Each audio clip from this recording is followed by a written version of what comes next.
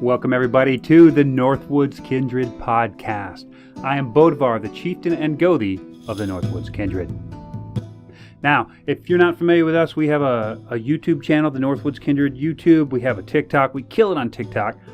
And we're relatively new on the Norse pagan scene for kind of this public thing.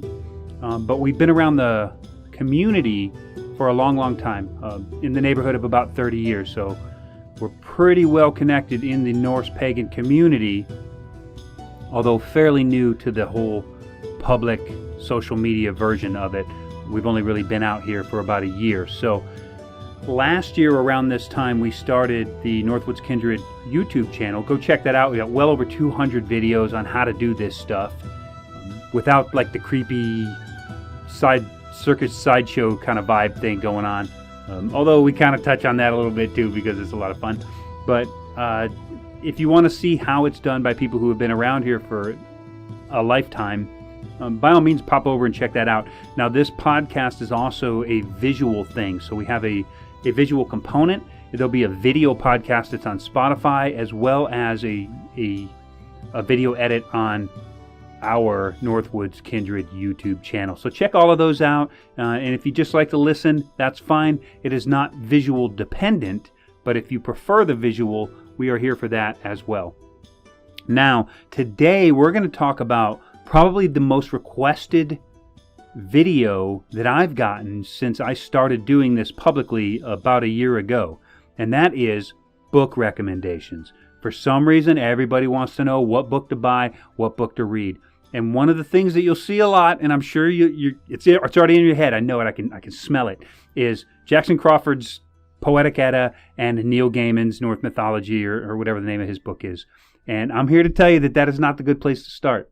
But I'm going to give you a lot of really good books and a lot of good topics where you can start that will make those books more relevant to your study and your practice.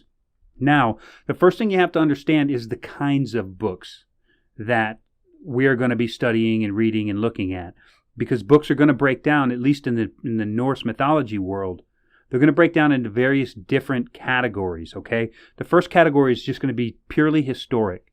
They're going to be historic accounts, they're going to be historic records, they're going to be journals, that sort of information, historic information taken from a time generally written down by Christians, but taken from a time before sort of the whole new resurgence of the religion, more so from the time when the religion was on its way out, not on its way back in.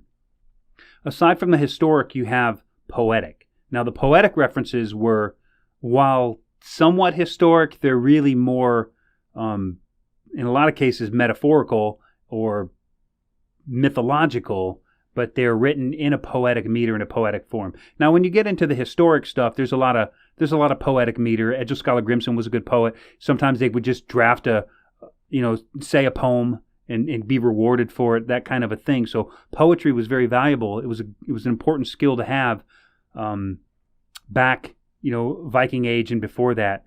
So there are obviously a good assortment of poetic poems and legends that we have that we want to reference as well.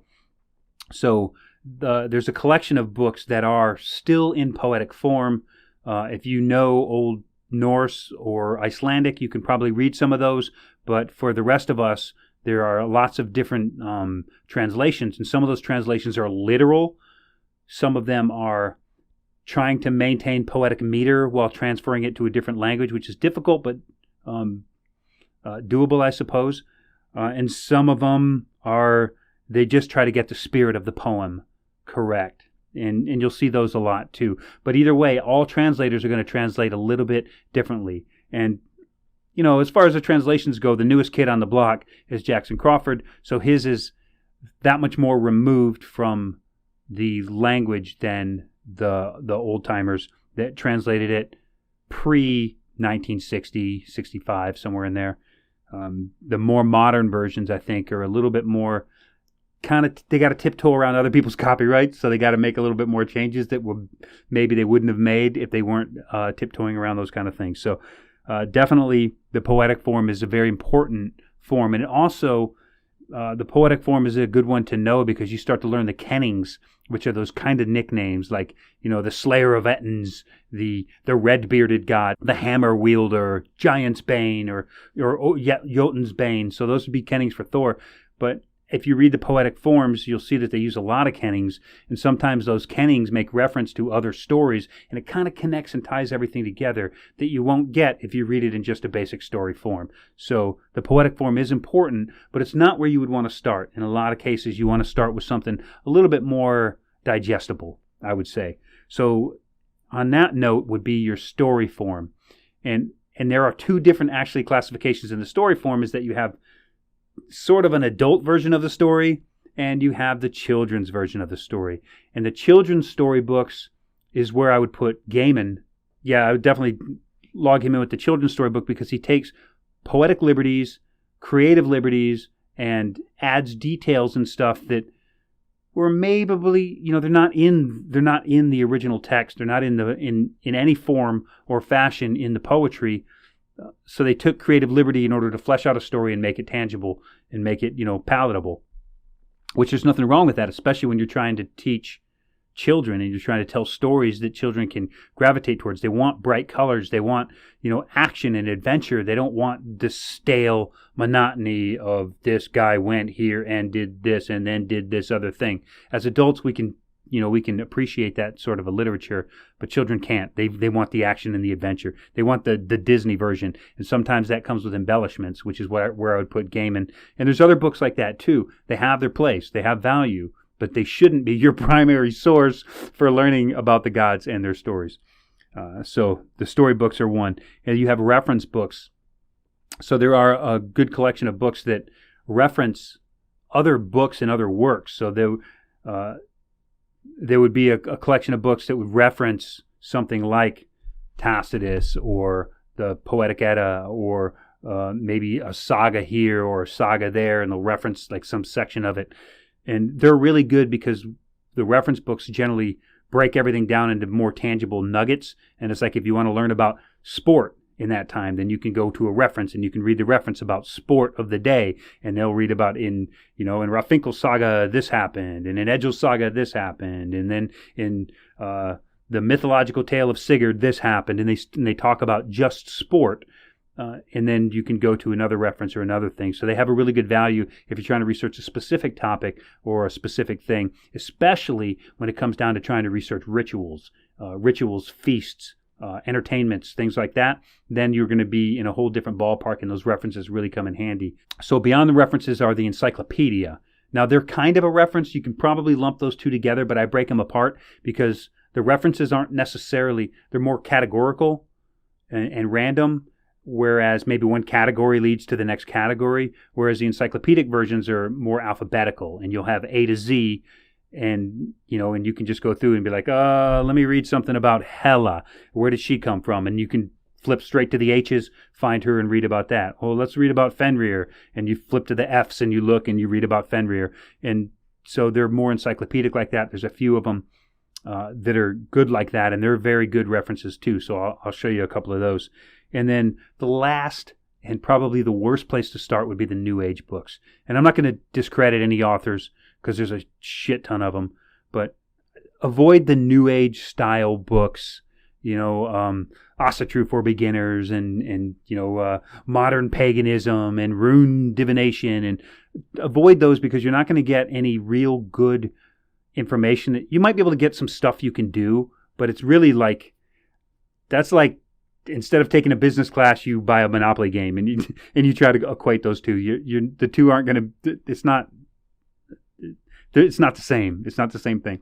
They're good. They have references. Sometimes they have little bits and pieces of information that are good. And sometimes those New Age books make a connection that you wouldn't have made otherwise between this event and another event, or this technique and another technique. So they can sometimes bridge those gaps for you, but you already got to have a good foundation. So let's start with where you can build a foundation when it comes to reading for the Asatru religion. Everybody has heard that Asatru is the religion with homework. I think that's kind of a lame saying because I think that all religions are religion with homework. And if you're not doing your homework, then maybe you should probably start, regardless of what your religion is. Like if you're a Muslim, read the Quran. That's homework. Read the Bible. That's homework. Read the Book of Mormon. If you're a Mormon, that's homework. Like all religions have homework, or you're not really doing it right. So we'll discard that saying for now. So I'm going to start first with some historical books, and they're just raw history, and a lot of times they're pretty boring. They're not all that great or that exciting. The first one is Tacitus, Germania. So I'm going to just read the back cover off of this. I have digital copy, and I just got this one off of Amazon. This is a new reprint of it. So I haven't actually read this copy, but I've read this Germania a dozen times or so. So together with the Poetic Edda, sagas, and Jacob Grimm's Teutonic mythology, Tacitus Germania is among the primary resources on the old customs of the Teutonic folk or the Germanic people, as we are commonly referred to in academic circles today. So Germania is a reference of Tacitus' trip to Germania, which was not only Germany, but a lot of the land surrounding, a lot of that whole area in Northern Europe was Germania before Germany was an actual, country state. So that's one of the good references, because what it does is, like these other references, is it describes the day, the techniques and the day-to-day operations of a unit. Now, of course, this is from an outsider looking in. So we all know when people come to our house, we clean it, right? So this might be a cleaner version or a stripped down version of what the actual day-to-day life was like. But for an outsider view, this is a really good look at it. And then we'll go to the Danish history by Saxo Grammaticus, okay? And that's another version sort of on the inside from a Dane himself, Saxo the Learned. And this is just a quick quote on the back. It says, originally titled Gesto Danorium, or Deeds of the Danes, this book is a patriotic work of Danish history by the 12th century author Saxo Grammaticus, or Saxo the Learned. Now, the key to that is a patriotic work. So Saxo was one of the first scholars of the Danish people, at least, recorded. So as a poet, a scholar of the Danes, he is obviously going to elevate the Danes in his retelling and telling of their story. So as long as you can understand that, there's a lot of really good information in there about the day-to-day operations and the life and the history of the Danes. So moving forward, we're going to talk about some Icelanders, and in doing that, we're going to talk about Snorri Sturluson. Now, I'll start with Snorri's Prose Edda, which is the younger Edda. So you hear the word Edda when you hear people talking about the Poetic Edda.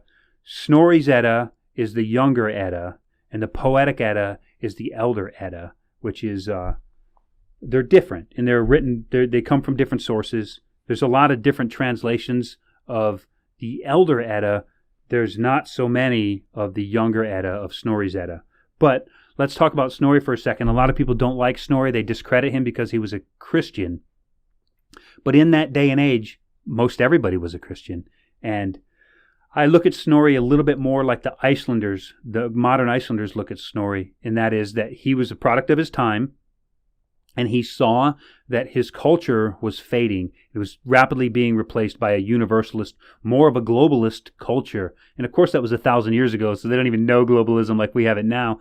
But he was seeing that it was getting all whitewashed and everything was getting changed, and he wanted to record some of the most important stories of his day. Now, because those stories differ in a lot of cases greatly from their counterpart in the Elder Edda, people discredit him, saying that he was trying to change the story in order to meet some sort of a religious agenda by whitewashing the pagan history and making it Christian. But I don't think that's the case. I think he wrote down the story as it came to him, or as he learned it, and he learned it in his day and age, in which case it had already been heavily influenced by Christianity. So I don't hold that against Snorri. Snorri did us a great service by writing it down in the first place. If not, we wouldn't have it. And there's a lot of good information that comes from Snorri's Edda, whether people want to discredit him for being a Christian or not. And another work of Snorri In addition, I have 2 copies of the Edda. I actually have a lot more, but these are the 2 main ones that you'll find, and I'll list those in my Amazon store as well. I didn't mention that, but I do have an Amazon store. Of course, I get a kickback when you buy from it, but I have 2 bookstores in my Amazon store. One of them is Historic Works, and one of them is New Age. So the New Age stuff is going to have a lot of flashy colors and cool titles like Runes in 10 Minutes or something like that. It's there because people enjoy that kind of work, and I thought that I would list it.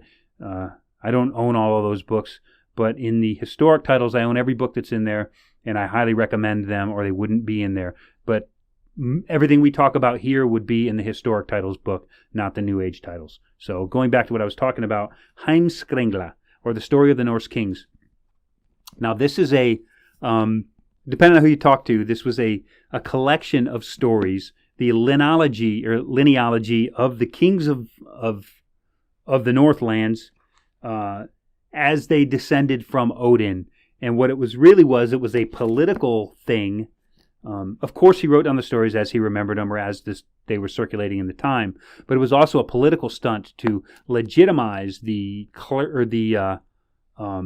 leadership, the royalty of the day by linking them directly to Odin. And he could do that in this type of a work, which gained him a lot of fame in his time. So there might have been a little bit of manipulation in Snorri's work of the Heimskringla, but I'm still going to give the man credit for writing down the history as it was told to him because it was important. So I'm going to give Snorri the credit on that one, that it's because it was important. And the first saga in here is the Yngling saga, which is the story of Odin of the North, a migrating king who moved along the Northlands, conquering lands, being a great and loved king, depositing his sons as the rulers of these various different lands, and then eventually dying a straw death and opening or creating the myth of Valhalla. So that's right here in the Yngling saga in the Heimskringla. Another one that I think is indispensable in anybody's arsenal of Nordic study material is the Sagas of the Icelanders. And this is a thick book. It is. But it is a great book. It's a preface by Jane Smiley. And it is a collection of the most noteworthy sagas of the Icelandic sagas. Now, if you don't know any Icelanders, I know a couple, and I know that the sagas, the Icelandic sagas, are a national treasure to the Icelandic people. They were written down, they were recorded, and they are absolutely a national treasure. And they were recorded by various different people throughout time. Some of them are in the records and some are not. But the real beauty of it is this gives you the Icelandic landscape. It starts with Eric's the Red saga, I think is the first one. Egil saga. And then the people of Vatnsdal. And there's just a bunch of great sagas and stories in here, some tales. And it really does spell out that transitional period and pre-transitional period into Christianity for the Icelanders and the Icelandic people, including like the settlement of Iceland. But if you're really, really into it, this has, I want to say 18 sagas and stories combined in it. And this other one, which won't be in my Amazon store. I did buy it on Amazon, but it's not something I can just list in the store. But I would recommend that you go search for it if you want to pay for it. And it's about $400, so it's not cheap. But this right here is the complete Sagas of Icelanders. Everybody says Sagas of the Icelanders, but there's no the there. It's just Sagas, the Sagas of Icelanders. That's how it's said. But this is the complete Sagas of Icelanders. And this is 5 volumes.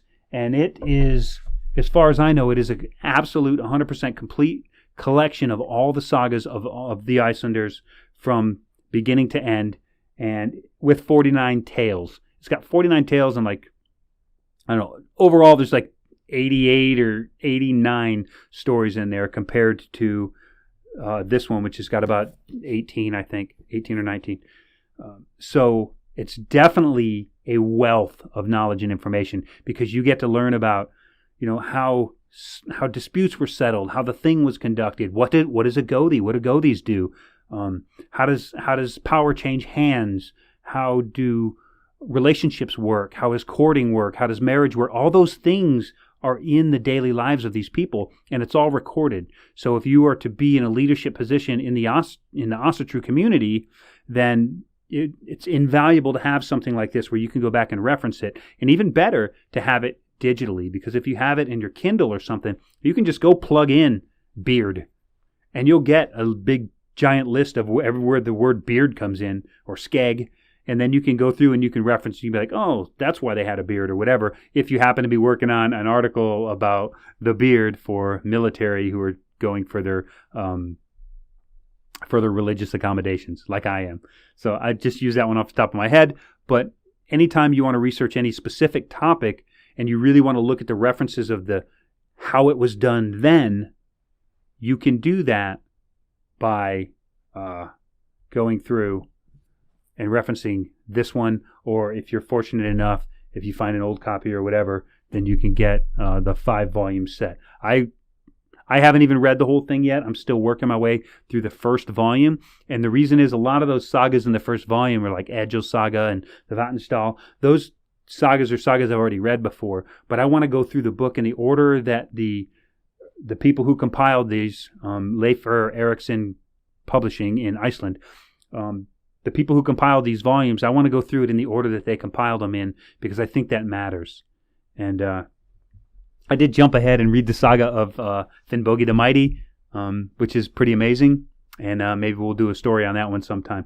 But anyway, those are really good books, and those are the historics of it. Now, there's a lot of other historic examples, but I think those are some prime ones that you're really going to want to keep in your arsenal if you're doing, or if you're trying to build a really good collection of titles. And in addition to the Heimskringla, the sagas of Icelanders, you have the saga of the Jomsvikings. This one happens to be translated by Lee Hollander, one of my favorites. You have sagas of warrior poets. So there's a collection of sagas in here. And then you have Njal's saga. So there's a saga here as well. And there's other sagas, Rafinkel saga, the people of Vatnsdal. You can buy a lot of these different sagas as individual volumes as well. So you don't feel like you got to be pigeonholed into buying that one big book or that one big collection. You can buy a lot of these sagas individually. But the only way you're going to get them all is to buy the complete sagas from Iceland, from Leifur Eriksson Publishing.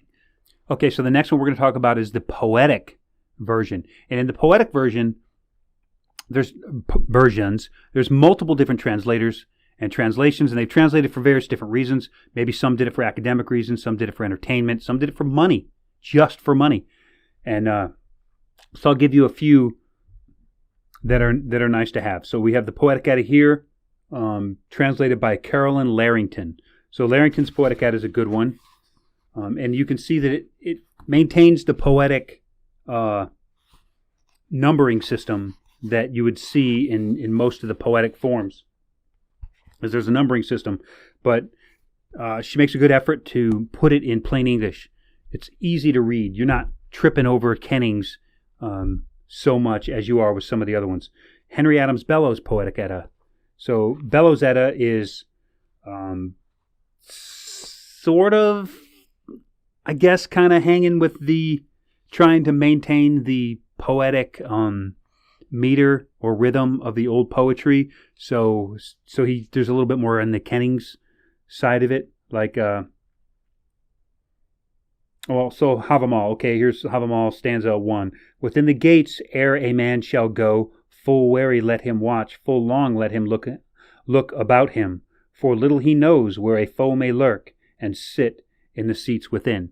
So he's trying to maintain some sort of a poetic meter with that, and which is good, because sometimes you want to understand the passage, and sometimes you want to understand the poetic meter of the passage. So both of them have value, and that's where Poetic Edda by Jackson Crawford comes in. Like I said, this is the new kid on the block, and this was written recently, and this is one of the few things that everybody highly recommends, but they're recommending it to people who don't understand the story. So it wouldn't be one of my first recommendations. My first recommendations would be something more in story form, because it's a lot easier to read about, maybe not to have them all, but you could read about various different myths and legends of Thor and Balder, and you can read these stories and understand them in story form. Then when you go back to read them in poetic form, you can pick out the pieces and you can put everything in the right place, and the poetry makes sense. It's not just a bunch of random words, because some of this poetry is really hard to understand if you don't have a foundational knowledge in the stories anyway. And then one of my favorites is Hollander's. Hollander's was one of my first Poetic Eddas. In fact, it was the first one I ever had in poetic form, and I really like Hollander's. At the beginning, he actually explains a little bit about how, the voice and the meter and the poetry works. And then his writing is very clear and easy to understand. It's easy to read. It's easy to read out loud. So Hollander's always been one of my favorites. I've got this hard copy I picked up at like a library book sale. And then I've got 3 or 4 paperback copies. One is a loaner, 2 like working copies that I pen up and write in. So they're my go-to. And also when I met, the Gothi who trained me how to do it, I met him while I was deployed digitally on the internet, and he mailed me a copy at sea of Hollander's Edda that I still have, all penned up and all noted up. So it holds a special place in my heart, is the work of Hollander. But that's what you'll get with the poetic versions you can get your hands on. So then we'll go straight into the story form. The story form is really a good place to start, but start with a good storyteller. I would not say to start with Gaiman, because I know that a lot of people recommend him, but those people are like babies in Asatru. Like, they're just getting started, and there's nothing wrong with that. Everybody's got to start somewhere. But there are better versions that don't take so much creative liberty, and they don't confuse the landscape as much. So later on, if you got Gaiman's book, that's a great book to read to children, to just get them interested in the stories, and then they can kind of develop their own sophistication about it later on as they grow up. And along with that, I mean, as long as we're talking about story forms, let's talk about the Aesop for Children is a good collection of stories, as well as Grimm's Complete Fairy Tales.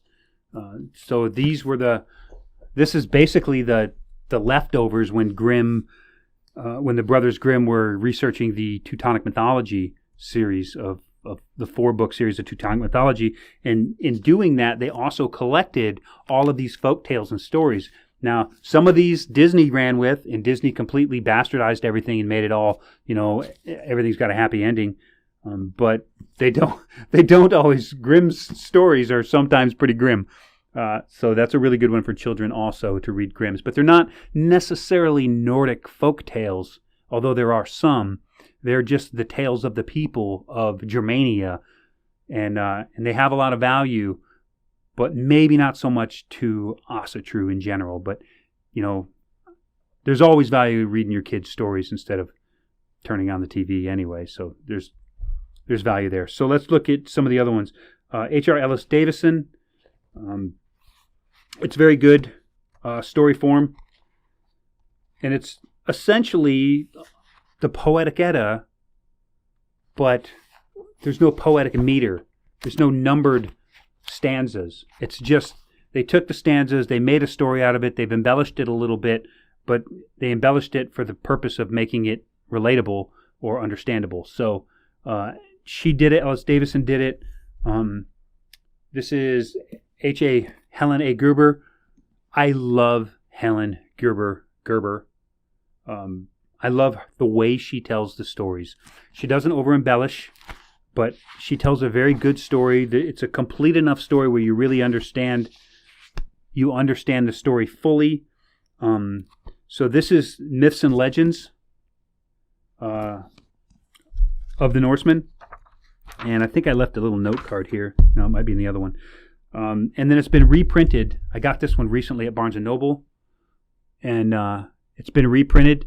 Now, this book right here I leave out. This is a great book for the Kindred because the stories are fairly quick because they're not overly embellished, but they're the nuts and bolts. And the way that the way she broke it down is she broke it down by God, by event, essentially. So a little bit of the contents, right? So it says, in the beginning, so you can read it just as the beginning, so it's going to talk about the creation myth.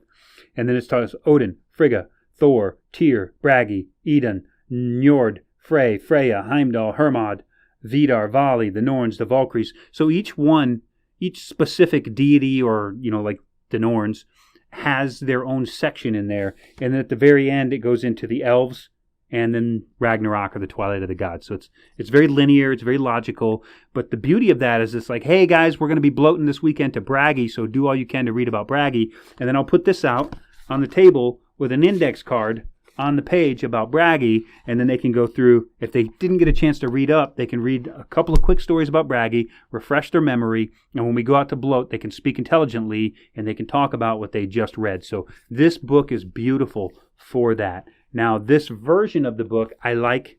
It's very visual. Feels heavy and feels well done and well made. Whereas this one's a little bit older. The pages are kind of dry and crinkly. But this one has some stuff that this one doesn't. So, for the most part, the stories are all the same, word for word. But as far as the table of contents goes, they kind of summarized on this one. And they skipped Ullr, Forseti, the Sigurd saga, so Sigurd the Volsung, the Frithjof saga, and then there is a comparison of Greek and Northern mythologies. So there was a section in the back of this one where they compare Greek and Northern mythologies, like who's Zeus and who's Achilles and who are these people in the Norse myths, and how do they compare. So Helen Gerber, definitely in my store. Kevin Crosley Holland, another very good one in story form. And he starts with the creation, the war between the Aesir and the Vanir, and then the building of Asgard's wall. So he tells all these stories. He tells the stories. He changes the order a little bit than what we're used to, but he tells the stories in a way that one builds off of the next one, and that's very hard to do because the Norse myths and the Norse stories are kind of mixed up, and sometimes things happen before other things, so it's not a linear timeline. But Kevin Crossley Holland did a good job with making it as linear as possible, or at least referencing it in a way that makes it make sense. And then you have M.W. McDowell's Asgard Tales and the Gods. Now, this is a reprint from Forgotten Books. Now, you'll get a lot of reprints like this off of Amazon. They kind of have the same cover. But there's a lot of books that you can't get anymore. But these reprints, as soon as you order them, they go through the digital system and they get printed the day that you order them. So it's got all the original cover pages, from the original volumes, and then it'll have a printing date. So it's got a copyright, all this other stuff. Where's mine? This one doesn't seem to... Oh, the printing date's in the back. It's in the back. So I'm telling you, this is a relatively new copy for me. This one was 1 February 2022. So I've had this copy a year, this particular one. So the reprints are really, really good and fun. And you can find a lot of books that you otherwise wouldn't be able to get your hands on. But you can find them in the reprints. So... this one's written a little bit different. It's still kind of story form, but it says it's just a couple of parts. So the first part, legends and myths. So they talk about day and night, the first human being. So there's some creation myths in there. Yggdrasil, the Ash, divine kingdoms, those kind of things. And then part second, it says the gods, their worlds, and their deeds. So there's some stories of the gods in there. And then part third, opponents of the gods. So they're going to start going into who's the enemies of the gods, that kind of stuff. All the way through 5th, 7th, 11th, 12th. 12th being Baldur's death. Part 14th is Ragnarok, the Twilight of the Gods. So they still kind of stick to the same linealogy where they're trying to do from beginning to end. Ragnarok being the end of the book. The creation myth, Ask and Embla being the beginning. So they follow the stories pretty well. They all do that, but they do it in a slightly different way. So it's always nice to have a few different ones. And then we have Myths and Legends of Mankind, Teutonic Myth and Legend by Donald Mackenzie. This is an older book. I think this one is 30s maybe. 1934. in this copy. And this is, you get copies like this if you know what you're looking for. If you got these titles in your head, you can pick these things out in Goodwill and thrift stores and book sales and library sales and all that kind of stuff. So this one's going to go through just a brief overview of the contents. You have the story of creation, of course, and then it breaks it down a little bit differently. So we have the 9 worlds, the deeds of Odin, how evil entered Asgard, the Winter War, triumphs of love. So it's kind of categorizes things a little bit differently, and that might have been Balder the Beautiful, Hother and Balder, the traditional Hamlet. So that's one of the ones that I actually wanted to flag and talk to you about, because in this book it actually tells the traditional story of Hamlet, which, if you're familiar, is the actual tale that was told in that new movie that came out, The Northman. Obviously, The Northman took a lot of creative liberty, but the original story of Hamlet is in here in Donald Mackenzie's book, and that's a really cool way. If you read this story, the original Hamlet story out of here, then watch the movie, or then read Hamlet and see the similarities and things along that line. It's really, really cool. So it says the traditional Hamlet, and it says Hornwendel slays King Cole, the birth of Amleth, Horwendel slain by Fang, the prince feigns madness. So it goes through. It's just kind of like a quick summary of what the chapter's going to, or what the story's going to tell, and then you just go through it and you read it, and it's The Northman. I think is that the name of the show? I think it's called The Northman. And then here's a couple of other ones. First, I want to mention Teutonic Mythology by Victor Rydberg. A very, very good book. Very scholarly written. Rydberg takes some creative liberties too, but you can recognize that if you've read these other pieces and parts, and you've read the poetic versions, then you can recognize when the author is taking creative liberties, and you can be like, okay, well, he's being creative. Thor didn't actually have purple shoes or whatever. Obviously, that's not in there, but those are the kind of liberties that people take, and then some people just take that and run with it. So they might say, oh, I don't know, Sif had, golden shoes. Somebody might say that, like Sif had a beautiful yellow dress and golden shoes in one of these story forms, and then people are like, well, Sif has golden shoes, so you got to have golden shoes if you want to venerate Sif, and they take it so literal it doesn't really make sense. But if you actually absorb this information from various different sources, then you'll be able to start seeing what's solid and grounded in the lore, and what is embellished for the purpose of moving the story forward. It's okay to do that. I think it's okay. I just think that there's a lot of emphasis put on the embellishment, and not enough emphasis put on the foundational moments of the story, and people, I think, are focusing a lot on the wrong thing, which is partly why I wanted to make this book, or make this video about these books. So Victor Rydberg with Rasmus B. Anderson, Teutonic Mythology. So we're talking Teuton, so we're talking about particularly Germania and the Germanic peoples, not so much on the Scandinavian side, but in a lot of cases it's just a name. It's Donar instead of Thor, it's Wotan instead of Woden or Odin.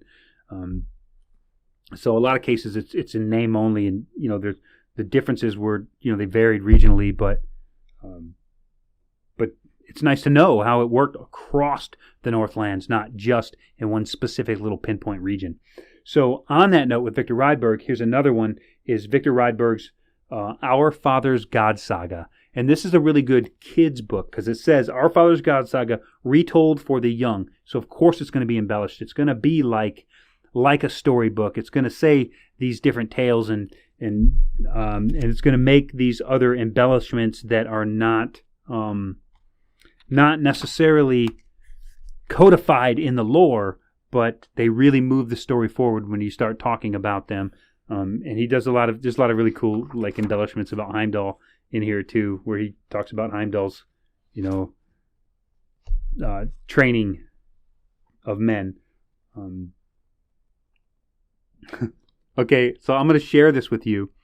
So this book was actually, I have paper copies of it over there, but this book was gifted to a kinsman who is now deceased, and we were given his library where we divided up for who, for various different reasons. So my mentor, Haken, gave this to Herger before he died. So I'm guessing that there's probably some more story that goes to this, but it says, "To my brother Herger, may this book be proof positive that if a cat whines long enough, he achieves his end. May it serve you well in brotherhood, Haken."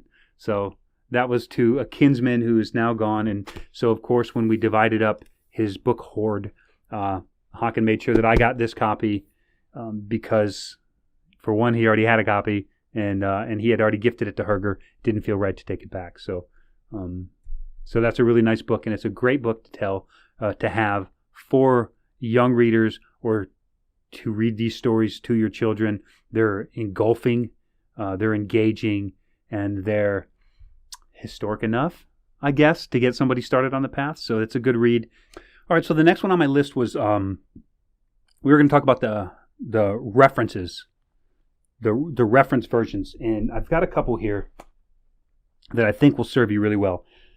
Now, anytime I get a lot of questions, and people are like, "Hey, how do you become a Gothi?" or "What do you do for this or that?" or "How do I do a wedding?" or how do I do these different things?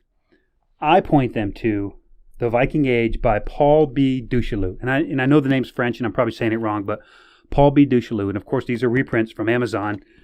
And I actually have an original copy from 1890 of both volumes 1 and volume 2. These were printed in 1889 or 1890, and I think 1890. Well, doesn't matter. I don't use them very much anymore because the pages are getting brittle and weak, so I found a good collection on Amazon that's a reprint, and it's a good quality one. I've ordered this copy, and I've ordered other copies for gifts. So these ones from the one who printed them for me is in my Amazon store. If you don't go to my store, then you get what you get. I can't verify that every reprint is good to go, but I can verify that I've ordered multiple copies from the one that's in my store, and they're great. Now, the beauty of this, of The Viking Age by Duchalou, and again, I'm probably saying that wrong because it is French and I'm not. So, volumes 1 and 2 of this, they break down the Viking Age, this period of history, into its main parts of life. So it's really cool. It starts off with, let me get to the preface here. It starts off with the civilization and antiquities of the North. So it's some, random stuff. And then Roman and Greek accounts of the Northmen. So what was said by Romans and Greeks about the Northmen.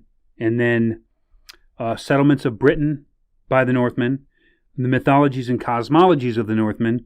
And then mythology and cosmology continued. And then it jumps into Odin of the North. So it's going to get into portions of what I said earlier in the Heimskringla with the Yngling saga, and talking about Odin of the North and his life, death, and the mythology that surrounds that part.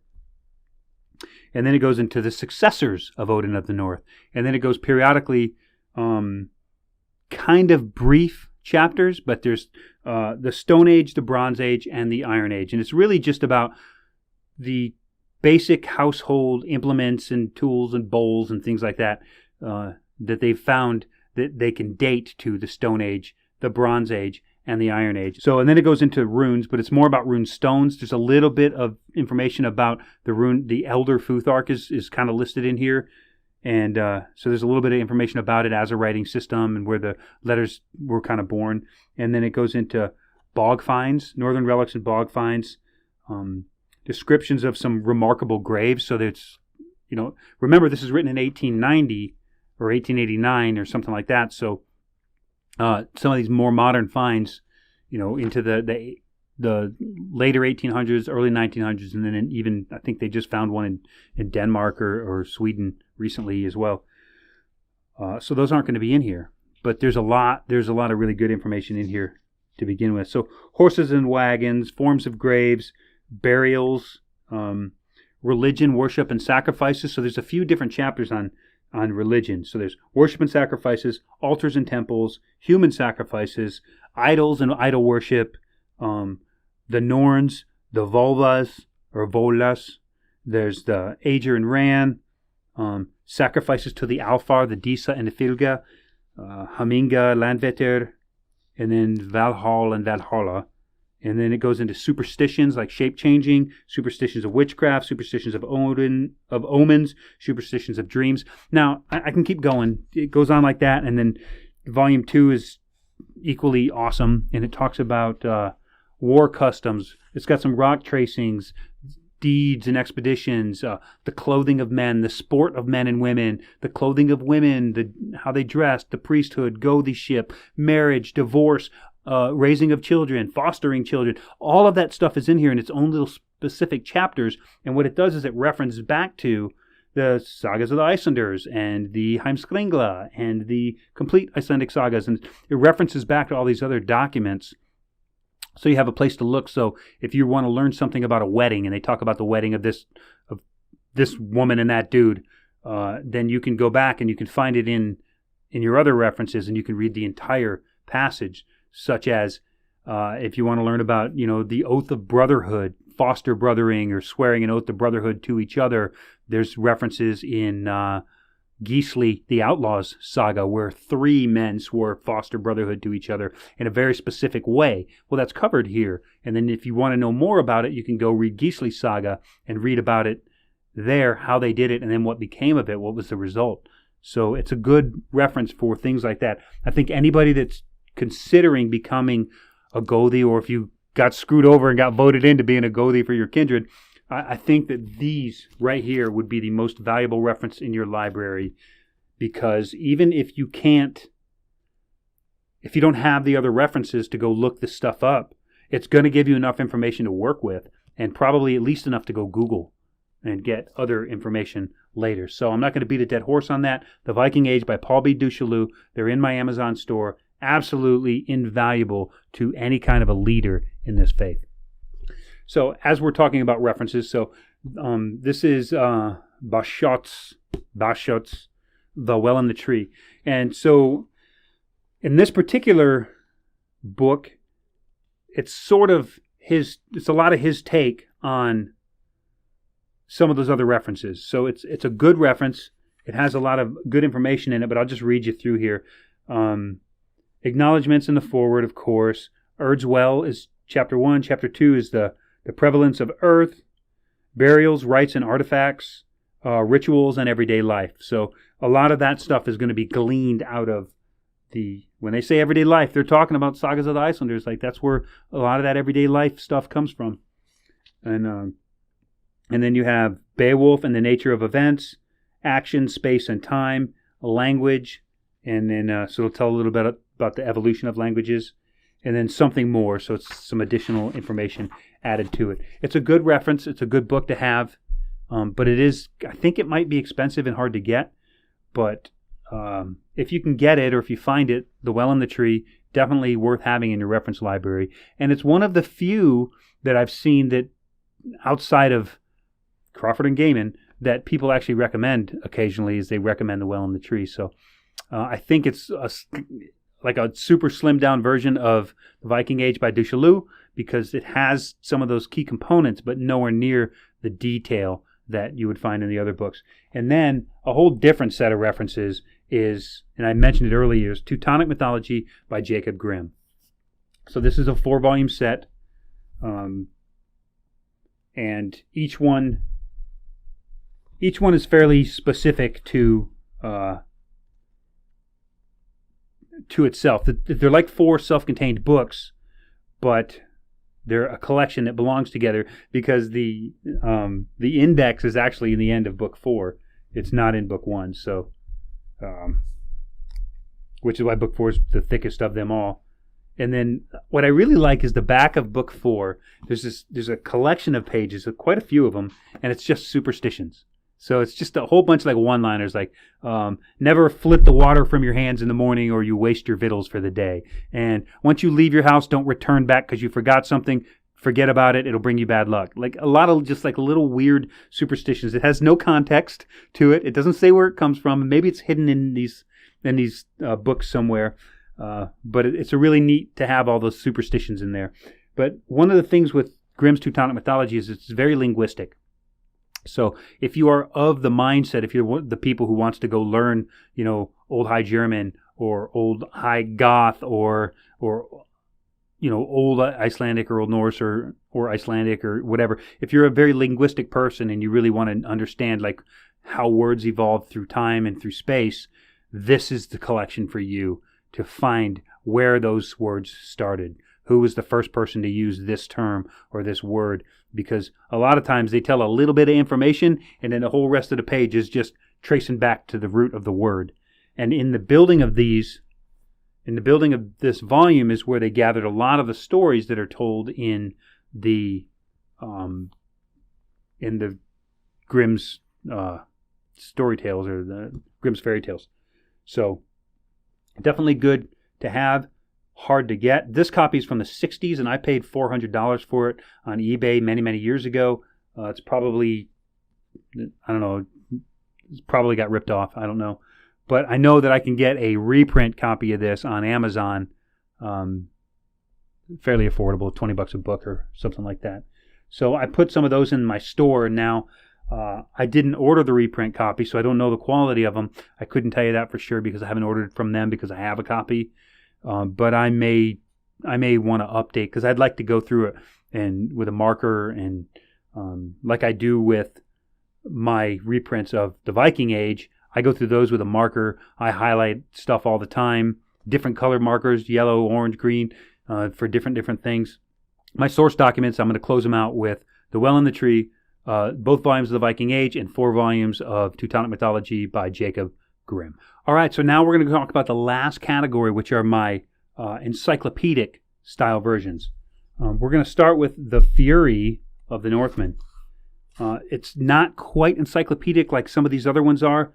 I'll just go through it's probably the best thing to tell you is to just read through part of the contents. But one thing to remember with this book right here is really, it's really about the Norsemen from 793 up to like 860 something. Yeah. Anyway, it starts kind of like with the raid on Linsfarn, but it's really kind of told more from a Northumbrian point of view, like those that were terrorized by the event.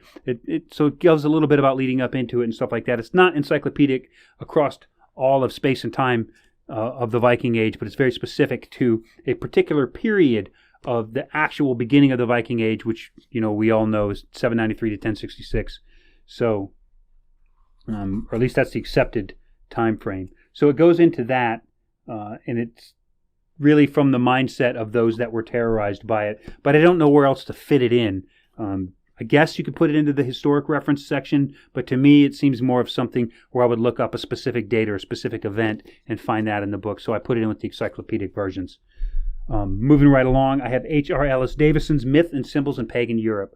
And this is a very, very great book, because it links other Celtic traditions as well as the Germanic and the Scandinavian versions, but all over pagan Europe. These are the myths and how they morphed and evolved, as well as the tools, the techniques, the things that made that made the pagans the pagans. And again, it's not quite the same as a encyclopedia. I guess it could probably fit well with the reference versions. Like a lot of these don't fit neatly in a box, but this is where I put it. So one of them, the contents, I'll go through that a little bit for you. It starts with holy places, and it talks about sacred landmarks, images of the gods, mounds and standing stones, pillars of the tree, and then enclosed sanctuaries. So we're going to talk about like vays, actual round circular areas of worship that they've found, both Celtic and Nordic. Feasting and sacrifice, so it talks about feast and ceremonies, the rites of battle, like taking heads, dedicating warriors, feats of skill, so games, things like that. The land spirits and the ancestors, so you got Scandinavian land spirits, guardian spirits, Celtic goddesses, the bright otherworld, fertility deities, the rebirth of the dead, and offerings to fertility powers. And then you have foreknowledge and destiny. So this is going to go into dream interpretation, divination, seers, druids, consulting the gods, that kind of a reference. The other world, so Scandinavian cosmos, the central tree, myths of the beginning, sacred tree in Ireland, visits to other worlds and the world's ending, and then the ruling powers is the last chapter. Interpretations of myth, community of the gods, Thor and Dagda, and the grouping of the gods. So it's going to talk about Aesir, Vanir, that kind of a stuff. So it's a really good one, and there's a lot of, it shows a lot of symbols and statues and drawings and paintings and stuff. It's not a heavily graphic. It's not a heavily graphic book, but it's very, very thick on information. So let's go to John Lidlow's Norse Mythology, a guide to the gods, heroes, rituals, and beliefs.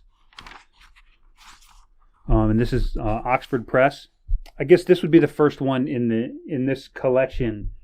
This would be the first one in the collection that's encyclopedic in nature. So it's going to be A to Z, various different things that you can look up. So Heath, Havamal, just flipping around here. Seiming, Seed, Skadi, Sol, Snotra, Sin. We got Tyr, Eddic and Skaldic poetry, Snorri Sturluson. Talk a little bit about him in here. And then it's got a pretty good reference. So this one is actually alphabetical, like you would expect for an encyclopedia. This is kind of more of a modern title. It's an encyclopedia. It's Encyclopedia of the Viking Age. I look at these as kind of like the Discovery Channel of books. So it's going to have a lot of like fantastical information in it. But this is one of the better ones. So there's a lot of them that are real heavy on graphics and like Time Life books, that kind of a thing. But these are not, they got some graphics in here to just kind of, to kind of add a little context to the page in a lot of cases. Is that Snorri? Yeah, there's another of Snorri. So it's got a lot of graphics in here, but it's not all about the graphics. The graphics don't tell the story, the words do. But this is encyclopedic, but it's not about just Norse mythology. This one is about the Viking Age, the time. So it's going to talk about clothing, and it's going to talk about utensils and tools and weapons and ships and graves. Everything, not just, Norse mythology. So here's another one, the Encyclopedia of Norse and Germanic Folklore, Mythology, and Magic. One of my favorites. And it is Claude Lecoteau, another Frenchman. I don't know, I can't say it right. This is a really, really good book for answering those questions. When people are like, who is this, or who is that, or how did this happen, or where is this place, or, what is a Gullfaxi, right? So, what is Grimir? What is Goy? Who is Jerry? So whatever, like, I'm just in the G's. G's are not the easiest ones to say either. So it's going to cover that stuff, but this is going to be more to the lore and the stories, whereas this is more to the life and the times. So you'll get both of those with these two books, the Encyclopedia of the Viking Age and the Encyclopedia of Norse and Germanic Folklore, Mythology, and Magic. And then that's kind of like the nuts and bolts of all of that kind of stuff. But for those that want to kind of go down a little bit different path, because a lot of us, not me personally, but a lot of people here came in from the side of the Wicca or some other level of spirituality above and beyond just Norse, the Norse gods and the Norse pantheon. So in a lot of cases, they want to explore that road. I came in, I was introduced to the pantheon via the runes. I followed the runes into the Norse pantheon 30 years ago, and then, as Odin says, one word led to another word, one deed to another deed, and then here I am now. So one of the books that I really, really recommend is The Quest for the Shaman. This is a really good book, but it's not about the Norse shaman or the Sami shaman or the Germanic shaman or the Druid. It's about all cultures across space or across the planet, and it's really a nice comparison between different shamanic practices, the things that are the same and the things that are different, and the tools that are consistent among all the different cultures. It's a very good book. And then Neil Price wrote The Viking Way, another scholar in his own right, but Neil Price wrote The Viking Way, and it is another one about magic and mind in the late Iron Age Scandinavia. I'm not sure how the dates all line up, but definitely not. We're not talking about Stone Age and Bronze Age shamanism here. We're talking about Seedatter and Galdatter and divination, that kind of stuff, in specifically to the northern tribes in the Viking Age, but it does make some comparisons to other worldly cultures in shamanic and witchcraft style practices. Very, very well done. Not done by a heathen, but done by a person who cares about the work.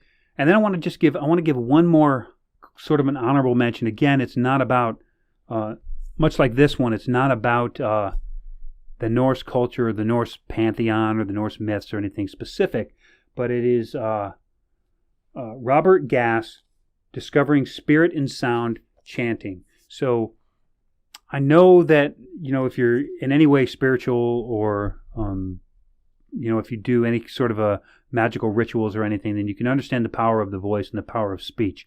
I mean, just if you don't understand the power of speech, just think of how much information I've given you just in voice now. So the way, even if you're a Christian or whatever denomination, I think everybody understands that the earth or the worlds were created by sound, by voice. Now, whether or not they said, let there be light, and there was light, I guess that's debatable. But I don't think that it's debatable at all that things were created with sound. Potentially even large artifacts like the pieces and parts that built the Great Pyramids were moved or levitated with just sound. So this is an exploration of sound and chanting and how the human instrument can be played in order to create certain levels of awareness and to communicate certain needs and gratitudes to the gods or the creators. So it's a really good book, Discovering the Spirit in Sound and Chanting. So if you are in Norse paganism or any sort of an eclectic pagan path, and you want to incorporate sound, music, chanting, language into your practice, into your spiritual rituals, this is a really good book to start with, which is, once again, Discovering Spirit in Sound, Chanting by Robert Gass. And so check that one out. That one's also in my Amazon bookstore. So I've mentioned it a few times. I do have an Amazon bookstore. In addition to that, I also have just a basic Amazon store, and it has like altar items, if you wanted to set up your altar, and various other little pockets of information. Like maybe I got some cool dryad designs, god statues and things that you can put on your altars, or a boli, a collection of bolis and candles and portable stuff. And maybe I haven't tried all of this stuff, but a lot of it's really cool stuff. Some of it I've handled at New Age stores and thought that's really nice, but I'm not going to pay that price for it, and then found it cheaper on Amazon and thought, well, I already have one, so I'll just pass. But the bottom line is there's a lot of really neat stuff in there. I'm kind of digging around, and anytime I find something on Amazon that I've either handled and I know it's of good quality, or it looks really nice, or it's affordable, so it's kind of like worth taking the risk, then I'll add that to our Amazon store. So I have that store with some various other pages in it, and then I have my two bookstores, which are Historic Text, which covers everything we covered today, and then New Age stuff that's going to have a lot of, the New Age topics and titles. But again, I'll caution about going down the New Age path. Like, do your homework, do your research, learn these things here, learn how this all fits together, at least get a good storybook that's written by someone who doesn't embellish too much, and then a good poetic book, the older the better, and read those two. When you can make the link, when you can read the story poetically and understand it as if it was a story that was being told linguistically like a regular story, then if you can do that, then you're farther ahead of your peers in a lot of cases, and it will give you a really good head start, so you can start bridging these gaps yourself. So you don't need to pick up a New Age book written by some self-acclaimed guru and have them put the pieces together for you. You're an intelligent creature, and you should be able to read these books and put the pieces together yourself. However, sometimes those New Age books might make one little link or one little connection, and you're like, oh, why didn't I think of that? That makes perfect sense now. That was worth the $12 for the book. But it's only worth the $12 for the book when it's coupled with all the other information and knowledge that you've already acquired by doing the homework. So I hope that encouraged you to read some more books, do the homework. Most of these are available in some sort of a digital format.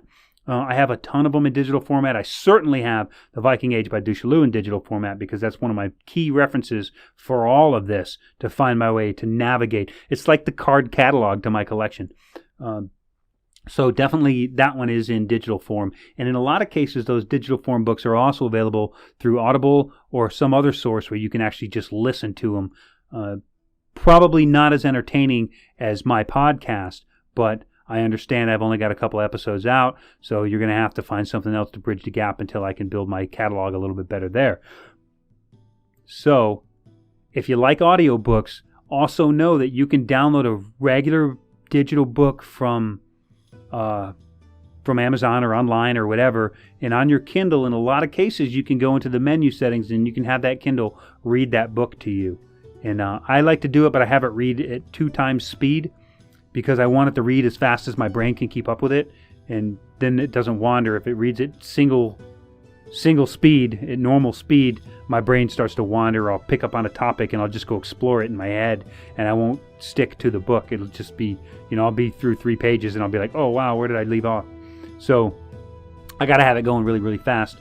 But, if that's not you, you can still get it to read the book to you, and you might even be able to just set it up in the corner somewhere, have it read the book into a mini tape recorder or an MP3 player, and then you can just play it back in real time down the road. So there's a lot of really cool ways.